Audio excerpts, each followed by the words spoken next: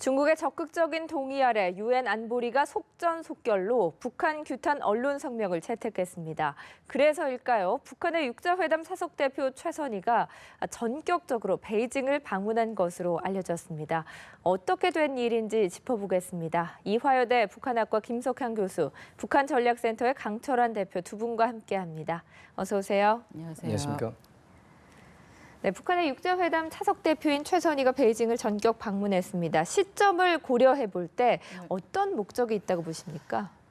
이게 굉장히 그러니까 재밌다고 하면 안 되는데 아무튼 굉장히 미묘한 시점이었는데 일단 북한이 미사일을 쏜 시점이 중국에서 항저우에서 G20 회의를 할 때였어요. 그렇죠.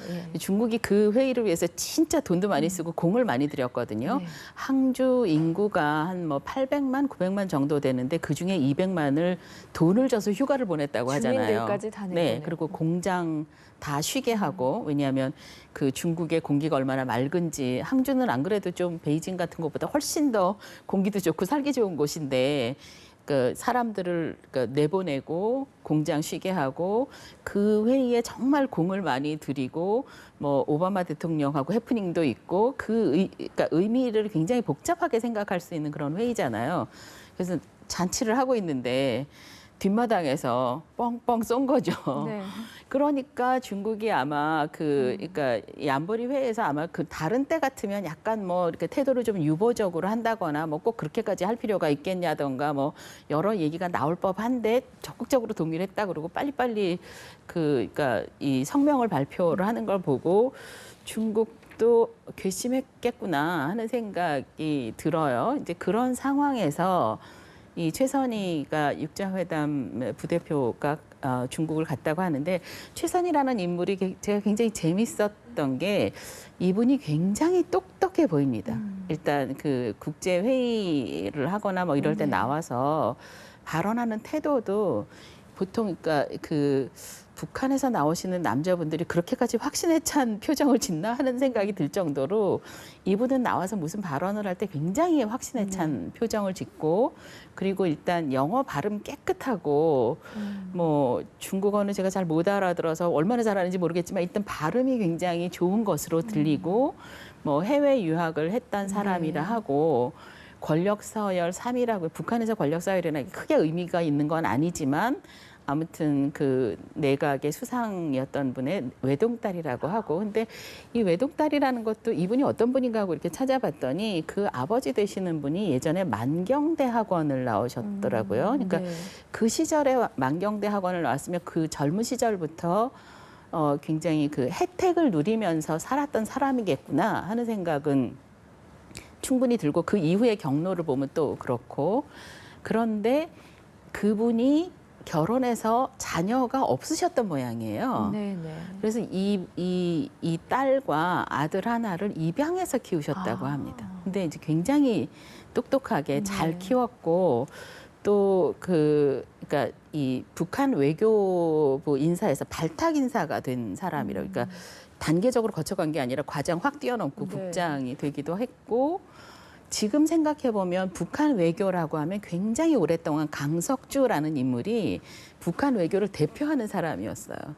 근데 뭐 그분이 이제 뭐 더 이상 자리를 지킬 수 없는 상황이고 또 만약에 뭐 그 북한에서 이렇게 대외 관계를 할 수 있는 사람이 장성택 이후에 누가 있었나 하면 김양건이 아마 했을 텐데 또 그분도 없고 네. 그런 상황에서 50대의 여성이 그러니까 젊지도 늙지도 않은 나이도 또 중요합니다. 네. 그러니까 뭐 한 30대거나 아니면 40대 초반이면 그런 중책을 감당하기엔 나이가 너무 어린 거죠. 그런데 그렇지는 않고 이 중요한 외교 무대에서는 굉장히 적합한 나이에 어느 실력을 정도의 갖추고 경륜도 있고. 그렇죠. 예. 그리고 실력도 있고 네. 또 뭐 그래서 이 사람이 앞으로 행보가 되게 궁금한데 요 굉장히 미묘한 시점에 급하게 중국을 간 걸 보면 그만큼 그 북한의 외교 관계를 앞으로 다룰 때 적어도 앞으로 10년, 15년 물론 뭐 여러 가지 변수를 고려를 하긴 해야 하지만 그런 게 그러니까 특별히 예외적인 변수가 발생하지 않는 한 이 최선희라는 인물이 뭔가 북한 외교를 이끌어가는 사람이 될 수도 있겠구나 하는 생각을 하고 있는데 가서 이제 그 중국을 방문한 이후에 결과가 어떻게 될지는 저도 궁금하네요. 네. 어쨌든 최선희의 어깨도 무거울 것 같습니다. 뭐 최선희의 손에 김정은의 친서가 들려 있다거나 구두로 뭔가를 전달받았을 수도 있을 것 같은데 최선희가 베이징에서 누굴 만나게 될까요? 그러니까 일단은 이제 그 북한 당국이 해외로 파견할 때 그게 레벨이 있지 않습니까? 그러니까 이제 가장 좋은 레벨은 큰 레벨은 인민군 총정치국장 이 사람을 보낼 때에는 이제 김정은을 대신해서 보내기 때문에 김정은 집권 이후에 이제 최룡해 씨가 총정치국장의 이제 명함을 달고 이제 중국을 방문했죠. 근데 그때 이제 그 시진핑 주석이 그 군복을 입은 게 너무 이제 불편해서 그걸 복귀한 적이 있습니다. 그리고 이제 두 번째는 이제 당위원장 네. 이수영 대사가 이제 중국에 뭐 나올 일이 있는데 이수영 대사가 나오게 되면 이제 그 공산당 대연락부 이제 숭차 이런 분들이 나와서 이제 마중을 할 텐데 이번에 나온 사람은 이제 그 외무성 이제 북미국장이다 보니까 큰 레벨은 아닙니다 이게. 그래서 이 미묘한 시점에 왜 나왔냐 뭐 교수님 다 충분히 말씀하셨지만 지금 그 중국이 겪고 있는 아주 중요한 문제가 있는데 이게 사드 문제입니다. 이번에 이제 그 미중 이제 그 정상회담 때에도 네. 사드 문제를 거론했고 또 한중 정상회담 할 때도 이제 사드 문제를 거론했는데 그만큼 이제 사드 문제라는 것은 중국의 국익에 엄청난 피해를 준다고 지금 생각을 하고 있는데 이 중국의 국익에 피해를 주는 게 바로 북한이라고 지금 생각을 하고 있는 것이죠. 그러니까 지금 과거의 김정일 시대 같으면 이런 중요한 문제가 발생을 하게 되면 좀 참을 줄도 알고 좀 기다리는 인내라도 이제 할 수 있는데 중국이 지금 사드 문제를 막기 위해서 그렇게 노력을 하고 있는데 그 마당에 계속 미사일을 쏘아대니까 이제는 중국 정부가 상당히 이제 화가 난 것 같습니다. 네. 그래서 이제 더 이상 참을 수 없는 단계까지 갔기 때문에 이번에 유엔 안보리 또 제재를 가할 때 중국이 막 그 동참을 했고요. 또 이제 지금 북한이 가장 두려워하는 것이 뭐냐면 현재까지 지금 39호실에서 충당하고 있는 그 금괴라든지 연아연 또 석탄 이게 한 20억 불 정도의 돈이 되는데 네. 이걸 몽땅 막아버렸습니다 지금. 근데 추가로 막아버릴 경우에 굉장한 피해가 이제 돌아오기 때문에 아마 북한 지도부가 상당히 긴장을 한 것 같습니다. 그래서 아마 이번에 미사일을 쏘아댄 것이 네. 중국을 뭐 어떻게 괴롭히려고 쏜 게 아니고 미국을 우리가 상대로 썼다. 그러니까 이제 북미국장이 나와서 설명할 수 있는 게 그거죠. 그러니까 우리의 미사일 발사 목적은 네. 미국이다. 그러니까 이러한 것들을 이제 중국에 와서 설명을 아마 하려고 하는 것 같습니다. 근데 이게 뭐 설명을 한다고 해서 네. 중국이 뭐 들을 것 같지는 않고요. 그러니까 아마 중국 정부가 원하지도 않는데 지들이 찾아온 것 같아요. 그러니까 중국이 원할 경우에는 이제 격에 맞춰서 어떤 그 좀 책임자가 올 텐데 실무자가 왔다는 것은 네. 그만큼 이제 좀 중국이 원치 않는데 설명을 하기 위해서 아마 온 것 같은 느낌이 듭니다. 네. 예. 어떤 북한의 미사일 발사에 대해서 중국에게 그 부분을 설명하기 위해 최선희를 보낼 것이다라는 네. 말씀이신데 일각에서는 뭐 육자회담, 사자회담 성사 가능성, 조율 가능성도 얘기가 되고 있더라고요. 너무 앞서가는 거 아닐까요? 아무튼 뭐 앞서가는 그럴 건가요? 가능성이 아예 예. 없는 건 아니죠. 왜냐하면 이 사람의 직위가 있으니까 어쨌든 이 사람은 최선이라는 사람이 육자회담을 뭐 그러니까 자기가 전면적으로 하는 건 아니지만 아무튼 부대표의 위치에 네. 있고 사실 북한을 뺀 나머지 5개국에서는 항상 육자회담을 그래도 여는 게 좋지 않겠느냐 하는 얘기가 나올 때마다 북한이 뭘 쏴서 네. 뭘 더 진행할 수가 없게 만드는 요인이었거든요. 그러니까 그 오늘 저희가 대학원생들하고 같이 얘기를 하다 보니까 지금 보니까 그 김정은 위원장이 제일 엑스맨 같다고 중국이 기껏 뭐 이렇게 분위기를 마무리해서 네. 이게 조금 뭐 이렇게 국제 제재가 그렇게까지 심할 건 없다 뭐 이렇게 얘기를 해두려 하면 저기서 쏘니까 거 봐라 야 그러니까 북한이 이렇게 저렇게 쏘는데 어떻게 우리가 이 제재를 안 하느냐 뭐 이런 얘기가 나오게 네. 그렇게 하니까 아무래도 그 김정은 위원장이 제일 심한 엑스맨인 것 네. 같다고 할 정도로 이 상황이 쉽지 않습니다. 풀어나가기도 그렇다면 쉽지 않은 것 같아요. 대화 모색이 시기상조라고 한다면 시진핑 주석과 김정은 위원장의 만남이 성사될 가능성은 더더욱 유원한 겁니까? 조금 더 시간을 둬야 되지 않을까 하는 게 제 감인데 네. 뭐 제가 외교 분야 전문가는 아니라서 제 감이 맞는지는 모르겠습니다. 그런데 만약에 저게 이 최선이라는 사람이 김정은 위원장의 친서를 들고 그러니까 시진핑 만나겠다. 우리가 공식 회담을 갖자라고 할 거였으면 조금 그 외양이나 뭐 이런 게 달랐지 않았을까 하는 생각은 합니다. 근데 뭔가 급하게 가긴 해야 하는 상황이 되게 다급해 보이긴 했어요. 왜냐하면 그 이렇게 방문하는 시점도 그렇고 뭐 방문하는 모습이 저게 갑자기 결정돼서 가는 것 같은 느낌은 드는데 그렇기 때문에 이렇게 상황이 예사롭지 않기 때문에 긴급하게 만날 수 있는 가능성은 있다고 생각은 합니다. 그런데 네. 중요한 건 중국 쪽에서 그만큼 이게 긴급한 사항이고 그만큼 중요하게 다룰 사안인지 그렇게 취급을 해줄 것인지는 잘 모르겠습니다. 조금 더 두고 봐야 되지 않을까 네. 싶어요. 어쨌든 중국에서도 사드 국면을 전환할 필요가 있고 북한 역시 고립을 탈출해야 하는 상황에서 두 나라 간의 이해관계가 맞아떨어졌기 때문에 어떤 방중도 성사됐을 것 같은데요. 네. 물밑에서 합의를 하다가 합의가 틀어졌다. 그렇다면 북한이 5차 핵실험까지 할 가능성도 있다고 보십니까? 예, 그러니까 실제로 지금 북한이 가장 원하는 것은 이제 두 가지가 있는데 하나는 이제 최고 지도자의 위신과 네. 또 이제 권위를 세우는 거거든요. 그러니까 이제 지금 김정은 집권 이래 4년 차가 됐는데 아직까지도 지금 중국의 시진핑 주석이 방치하고 있습니다. 그러니까 이건 국제 왕따가 된 거죠. 네. 그러니까 어떻게 하나 시 주석을 만나서 정상회담을 해야만 이제 김정은 이상이 올라갈 수 있는데 이게 지금 안 되고 있습니다. 그래서 아마 그 김양건 그 통전부장이 있을 때 김정은의 어떤 방중을 성사시키기 위해서 물밑 작업을 많이 했습니다. 많이 하고 있는데 이 도중에 김정은의 전략적인 인내가 부족하다 보니까 그걸 다 깽판친 이제 그런 사례가 많거든요. 그러니까 이제 지금 이제 그 김양건 통전부장의 사망 이후에 사실상 지금 북한 내부에서 김정은의 대외 전략을 컨트롤할 수 있는 사람이 없습니다 지금. 그러니까 이제 외교가 갈팡질팡하고 있는데 네. 그래도 이 시점에서 만약 이제 뭐 북중 간의 관계가 틀어져서 북한이 이제 핵실험을 한다. 이거는 거의 자멸이기 때문에 지금 이 시점에서 핵실험하기는 저는 쉽지 않다고 봅니다. 다만 지금 중국이 가하고 있는 이제 그 유엔 제재 네. 이런 것들을 어떻게 하나 좀 풀어서 북한이 좀 이 올가면서 벗어날 수 있는 이제 그런 방법을 찾으려고 할 수 있을 테고요. 그리고 이제 좀 더 나가면 김정은과 이제 시진핑 주석과 정상회담을 어떻게 해보려고 이제 그런 시도를 할 것 같은데 중국이 원하는 게 있습니다. 그러니까 이제 핵과 미사일은 당연히 없애야 되는 것이고 두 번째는 이제 북한이 이제 그 국제 질서에 맞는 어떤 규범을 지키는 이제 문제가 있고 가장 중요한 것은 북한 지도부가 이제는 이제 수령 중심의 독재 체제에서 벗어나서 중국 측의 개혁 개방을 할 수 있는 네. 집단 구도의 권력으로 바뀔 수 있는 그걸 원하는 거거든요. 그러니까 이게 집단 구도로 바뀐다는 것은 이제 김씨 왕조의 어떤 체제 변화를 요구하는 것이기 때문에 이거는 김정은 본인에게 자리를 내놓으라는 얘기거든요.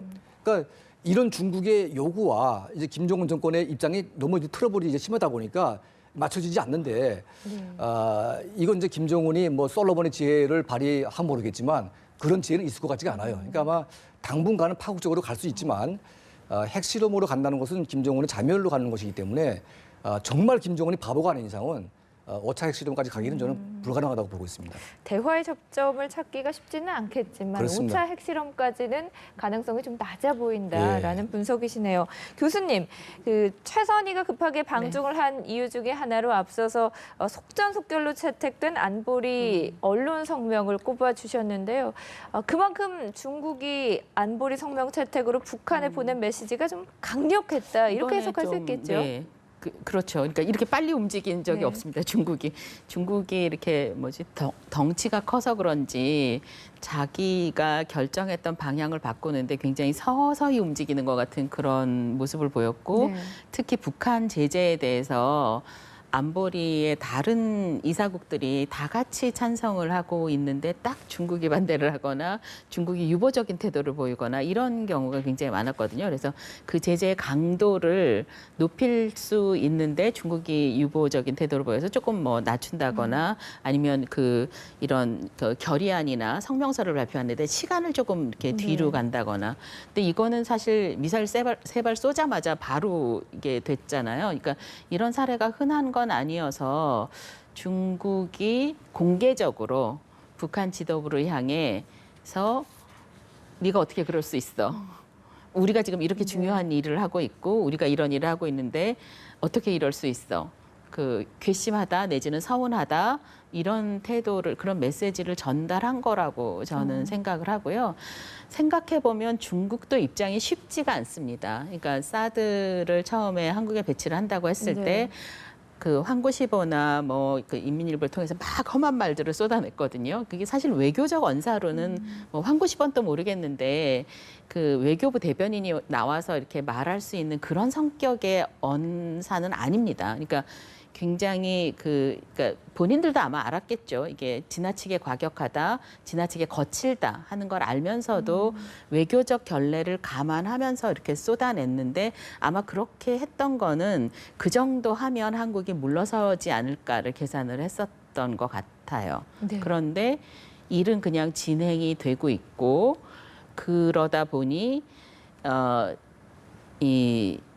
그런 목적으로 한국의 경제를 좀 옥죄어 볼까 했는데 이게 국제 경제라는 게 다 얽혀 네. 있잖아요. 그러니까 한국에서 수입해서 그걸로 뭘 조립을 해서 수출해야 되는 중국 회사들이 타격을 받는다거나 그러니까 원래는 그 부분을 그렇게 고려를 했던 것 같지는 않고 시간이 이렇게 길게 갈 거라고 생각을 하지도 않았었던 것 같은데 그런 여파가 나타나니까 이제 어조가 이렇게 조금씩 바뀌고 있는 걸 느끼잖아요. 그러니까 이게 중국도 입장을 정하기가 굉장히 곤란한 상황인 거죠. 이렇게 확 밀어붙일 수도 없고 네.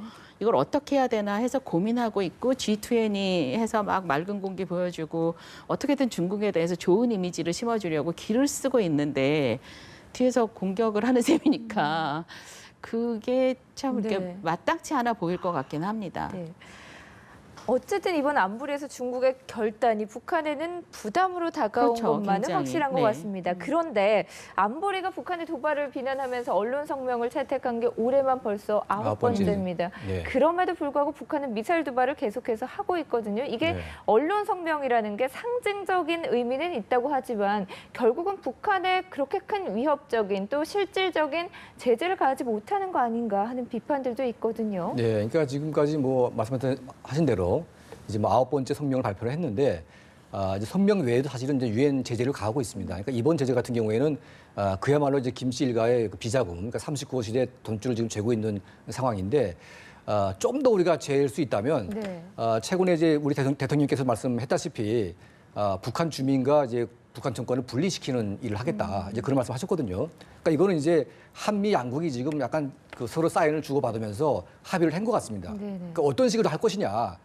그러니까 지금까지 우리가 그 하다가 중단한 사례가 있는데 98년도에 김대중 정부가 들어서면서 우리 정부가 했던 이제 북한의 심리전 이걸 이제 중단했거든요. 그러니까 이제 앞으로 미국 국무부도 그렇고 미국 정부도 그렇고 북한을 이제 군사적인 옵션으로 다룰 수 없다면 어떻게 그걸 할 것이냐. 그러니까 정보의 확산으로 북한을 다루겠다. 그러니까 정보를 대량으로 북한에 살포를 하거나 유입을 시켜서 북한 주민이 깨어나게 해서 그 깨어난 민중이 북한 정권을 분리시키는, 그러니까 스스로 분리시키는 그런 역할을 하겠다는 것이거든요. 네. 그러니까 이게 상당히 무서운 겁니다, 이게. 그러니까 북한 정권이 가장 두려워하는 것이 바로 이제 그런 것들이기 때문에 앞으로 이제 미국이 할 수 있는 또 이제 국제사회가 할 수 있는 대북 압박의 가장 중요한 정점은 바로 이제 정보 유입이 될 것이라 보고 있고 네. 이걸 이제 민간 차원을 넘어서 정부 차원에서 만약 이제 본격화가 되게 되면 아마 북한 정권이 이제 이 세계적인 이제 경제 제재와 이 정보 압력에 맞물리게 되면 아마 견디기 쉽지 않을 것이다. 저는 그렇게 보고 있습니다. 네. 예. 주민과 정권을 분리해서 대응, 정보 유입 같은 더 강력한 제재가 필요하다라는 말씀이신데요. 김 교수님 생각은 어떠십니까? 2006년 첫 핵실험이래 지금 안보리 제재가 5차례 들어갔거든요. 그럼에도 불구하고 북한이 똑같습니다. 그러게요. 네. 신기합니다. 특히 올해 들어서는 저는 그러니까 올해 4차 핵실험을 하는 걸 보고 어렵다 어려워. 저 젊은 지도자의 그 좋은 지도자가 되는 열망과 현실이 못 따라주는 그런 열등감과 그리고 그 젊기 때문에 오는 그 혈기가 있잖아요. 네. 그러니까 조금 더 한 단계를 넘어서 참아야 될 때가 있습니다. 그 정치 지도자가 되면 누구나 다 느끼겠지만 근데 그걸 못하는 것 같아요, 이분이. 그러니까 나름 참겠죠. 그러니까 참지만 에이 한방 이렇게 하는 그 젊은 혈기와 사실은 자기는 정말 아버지처럼 실패한 지도자가 되고 싶지 않고 인민을 잘 먹이고 싶은 그런 욕구는 있는데 현실적 여건이 못 따라주는 것 때문에 어렵다라는 생각이 들고 있고요. 이게 그래서 대북 제재가 그렇죠. 효과가 이렇게 직접적으로 그러니까 뭐 6개월 했고 1년 했고 그러니까 이만큼의 그 효과가 나타난다 하고 뭐 목표 설정을 하기도 어렵지만 네. 그 목표 설정을 했다고 하더라도 이게 그 시점에 맞춰서 효과가 나타나주지는 않습니다. 그런데 문제는 뭐냐 하면 대북 제재로 인한 효과는 사실은 그 사람들의 그러니까 북한 주민들의 마음 속에 불안감을 심어주거든요. 아, 우리가 진짜 고립돼 있나 봐. 우리 지도자는 정말 중국 지도자도 못 만나나 봐. 이런 말들이 돌거든요. 거기서 나오는 그 효과는 사실은 우리가 측정을 할 수는 없는데 네. 그게 굉장히 보편적으로 오랫동안 효과가 나타난다는 면에서 그 부분도 반드시 생각을 하긴 해야 됩니다. 그러니까 쉽게 측정하기는 어렵지만. 네, 제재를 좀 더 길게 두고 봐야 된다라는 사실은 말씀이시군요. 그걸 원하고 예. 싶지는 않아요. 네. 왜냐하면 그 과정에서 북한 주민들이 얼마나 고통을 겪을까 하는 걸 생각을 해보면 대북 제재가 길게 가는 국면을 찬성하고 네. 싶지는 않은데 아까 말씀드렸다시피 저 젊은 지도자가 계속 엑스맨 역할을 네. 하니까 어쩔 수 없는 측면도 있거든요. 네. 예측 불가라서 대응하기가 더 어려워졌지만 그래도 우리가 제재를 통해 북한의 변화를 이끌어내야 될 것 같습니다. 두 분 말씀 여기서 정리하겠습니다. 고맙습니다. 감사합니다. 맞습니다.